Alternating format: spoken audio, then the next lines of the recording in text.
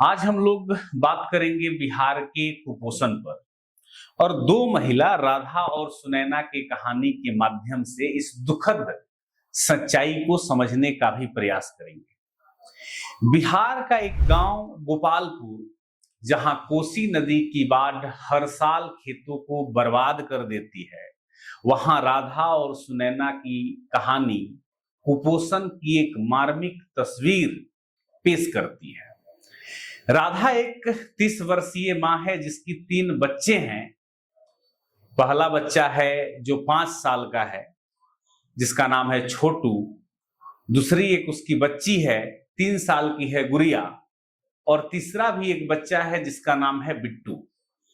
ये तीनों जीवन की जंग कुपोषण के साथ लड़ रहे हैं।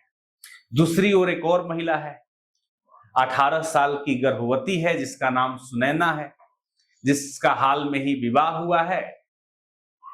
वह अपने होने वाले बच्चों के पौष्टिक भोजन जुटाने के लिए परेशान है, असमर्थ है। दोनों महिलाएं बिहार के उन लाखों लोगों का प्रतिनिधित्व करती हैं जो कुपोषण के चपेट में हैं। यह कहानी न केवल उनकी व्यक्तिगत पीड़ा को दर्शाती है, बल्कि बिहार के स्वास्थ्य और सामाजिक कुरीतियां को भी उजागर करती है। अब आइए कुपोषण को थोड़ा समझ लेते हैं, जो बिहार में चुपके से फैल रहे एक महामारी की तरह है।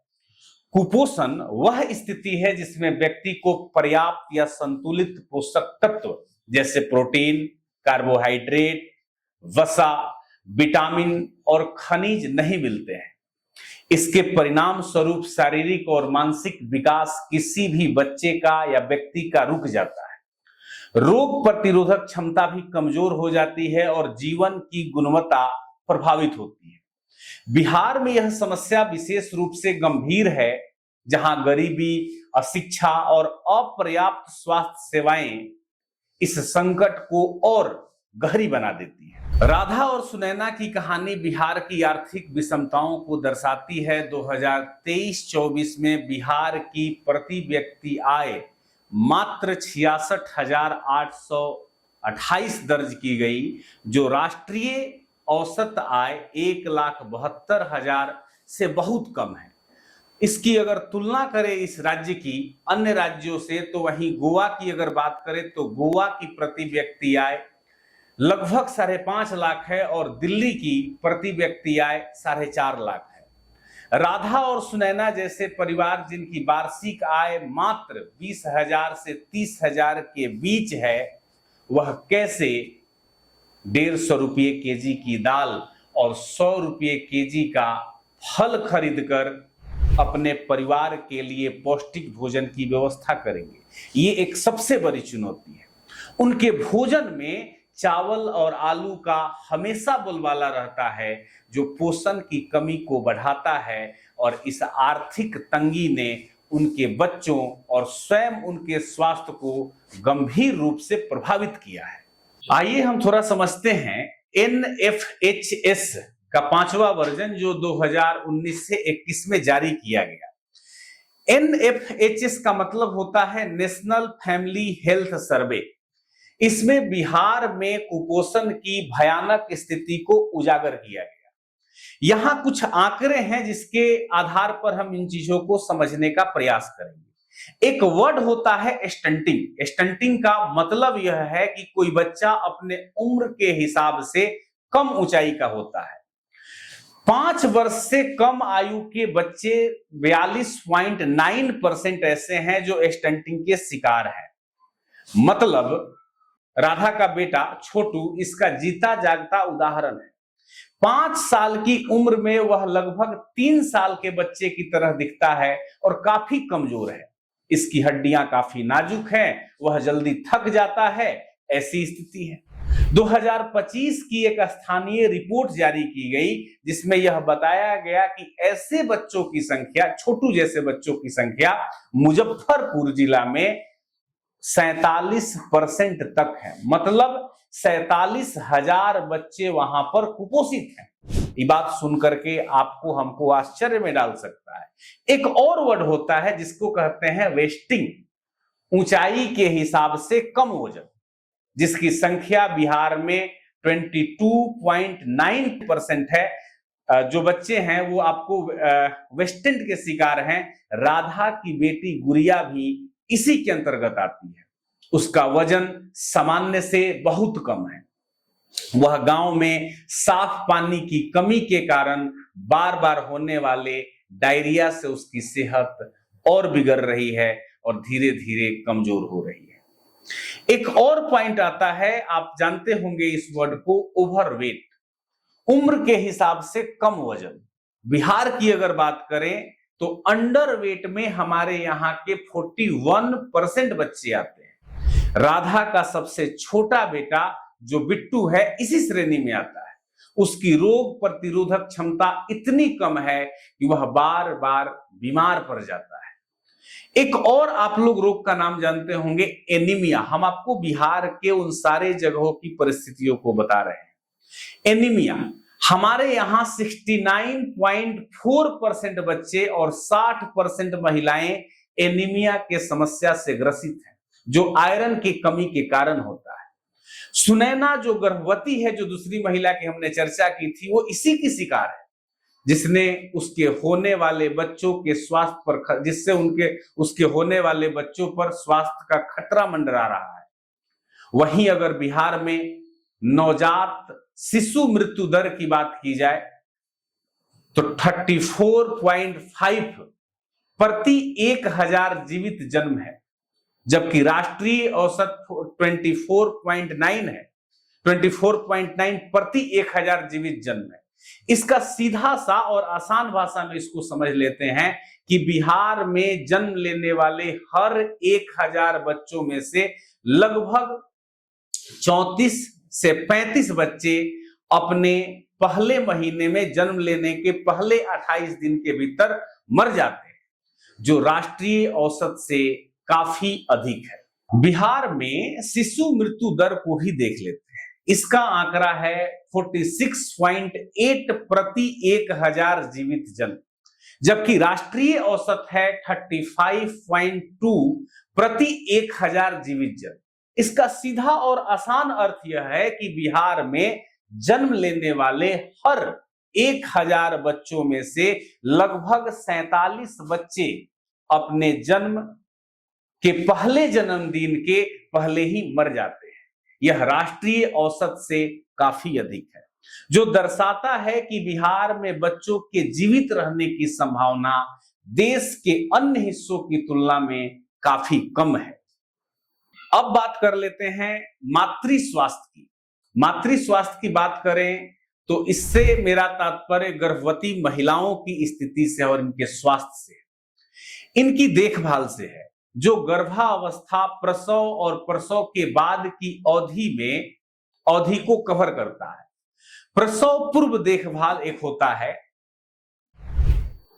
एंटेंटल केयर इसको कहा जाता है, और शॉर्ट में इसे ANC के रूप में आप देख सकते हैं। वह चिकित्सा और स्वास्थ्य देखभाल का एक पैमाना आप कह सकते हैं, जो गर्भवती महिलाओं को गर्भावस्था के दौरान दी जाती है, ताकि मां और बच्चे दोनों स्वस्थ रह सकें।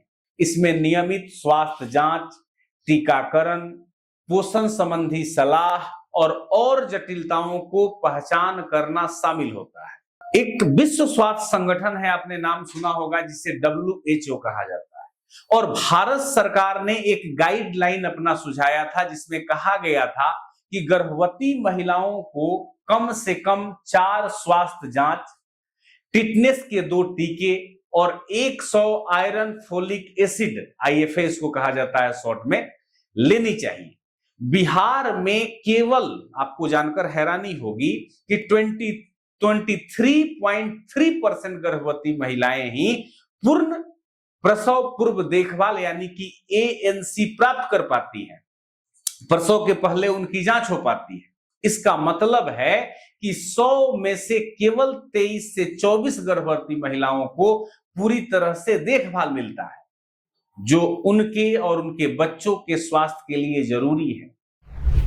यह बहुत कम है और मातृ मृत्यु और शिशु स्वास्थ्य पर एक गंभीर प्रभाव डालता है। बिहार में 100 में से 76 से 77 महिलाएं, 76 to 77 महिलाएं तो डॉक्टर के पास जाती ही नहीं है या उन्हें पूरी तरह से देखभाल जैसे पर्याप्त जांच, टीका, दवाइयां आदि सुविधा नहीं मिल पाती।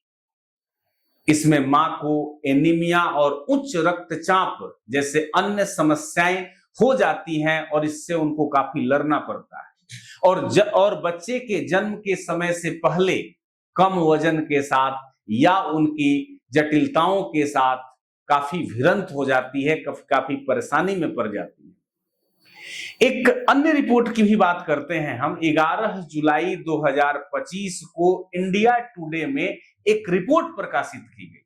इस रिपोर्ट में NFHS का जो 5वां आंकड़ा आया उसका हवाला देते हुए बिहार में पोषण को एक सबसे बड़ी चुनौती के तौर पर बताया गया है।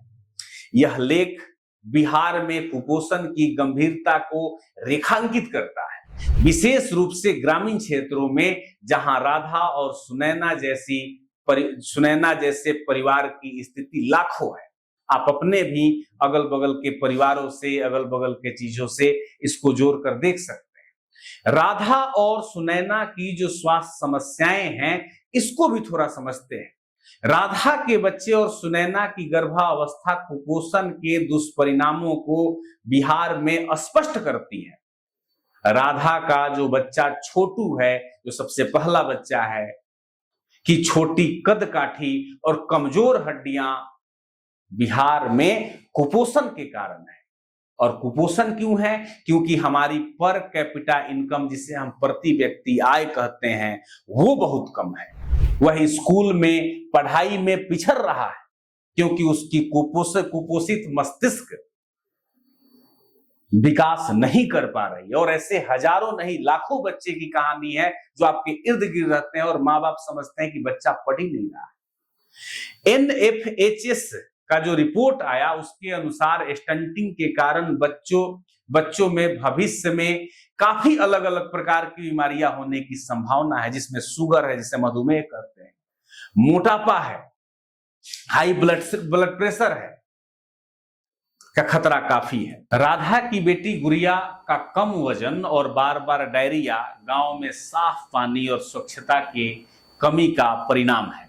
राधा का छोटा बेटा बिट्टू बार बार बीमार पड़ जाता है और उसकी कम रोग प्रतिरोधक क्षमता है, जिसके कारण वो परेशान रहता है। NFHS के अनुसार 72.7% बच्चे की मृत्यु कुपोषण से संबंधित होती है। तो इससे आपको यह अनुमान लगाना होगा कि हमारे यहाँ कुपोषण कितना भयंकर स्थिति में है।